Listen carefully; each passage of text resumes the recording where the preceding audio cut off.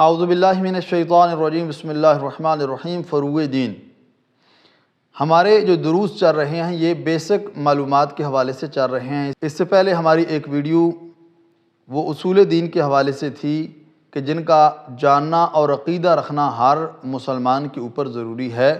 اسی طرح سے یہ فروغ دین ہیں کہ جن کے اوپر عمل کرنا ہر انسان کے لیے ضروری ہے۔ فروغ دین کا تعلق عمل اور عبادت کے ساتھ ہے، یعنی فقط آپ نے یہ ماننا نہیں ہے کہ نماز ہے بلکہ اس کے اوپر عمل کرنا بھی ہے۔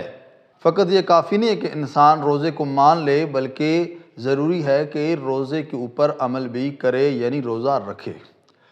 تو فروغ دین ان میں سے سب سے پہلی نماز ہے، یعنی خداوند کریم نے ہمارے اوپر نماز فرض کی ہے، تو ہمارے لیے ضروری ہے کہ ہم 5 وقت کی نماز پڑھیں۔ اس کے بعد روزہ ہے، ماہ مبارک رمضان کے روزے رکھنا ہر مسلمان مرد ہو چاہے عورت ہو اس کے اوپر یہ فرض ہیں۔ اس کے بعد حج ہے، صاحب استطاعت ہر بندے کے اوپر حج واجب نہیں ہے، فقط وہی شخص کے جو صاحب استطاعت ہو، جس کے پاس اتنا روپیہ پیسہ موجود ہو کہ وہ حج پر جا سکے اور جو گھر کے اخراجات ہیں اس کے وہ بھی آسانی سے چل سکیں، اس کے اوپر حج کرنا واجب ہے زندگی میں کم از کم ایک دفعہ۔ اس کے بعد زکوٰۃ ہے، 9 چیزیں ایسی ہیں کہ جن کے اوپر زکوٰۃ واجب ہے، اگر وہ نصاب تک پہنچ جائیں تو ضروری ہے کہ انسان ان چیزوں میں سے زکوٰۃ دے۔ اس کے بعد خمس، ہر انسان پر جو صاحب استطاعت ہو اس کے اوپر واجب ہے کہ وہ سال میں 1 دفعہ خمس دے۔ اس کے بعد ہے جہاد۔ جہاد نبی یا امام کی اجازت سے ہوتا ہے، یا نائب امام اگر اجازت دے تو جہاد کرنا واجب ہو جاتا ہے۔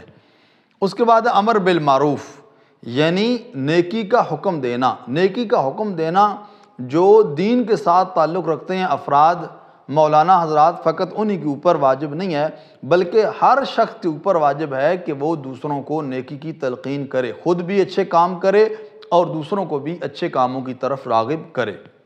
اس کے بعد ہے نہی عن المنکر، یعنی خود بھی برے کاموں سے بچیں اور دوسروں کو بھی ترغیب دیں کہ وہ برے کاموں کی طرف نہ جائیں، اس کو نہی عن المنکر کہا جاتا ہے۔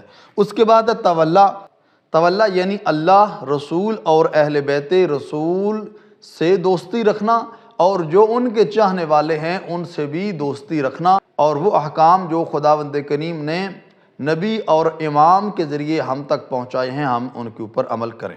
اس کے بعد ہے تبرہ عام طور پر ایک غلط کنسپٹ موجود ہے کہ اہل بیت کے دشمنوں کے اوپر لعنت کرنا یا ان کو گالیاں دینا اس کو تبرہ کہا جاتا ہے۔ نہیں، اس کو تبرہ نہیں کہا جاتا، بلکہ اس سے مراد یہ ہے کہ اللہ، رسول اور اہل بیت رسول کے دشمنوں سے دشمنی رکھنا۔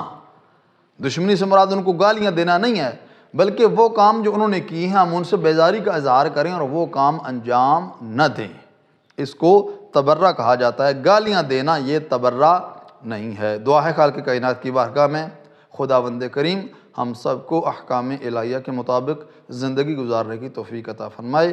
والسلام علیکم ورحمۃ اللہ وبرکاتہ۔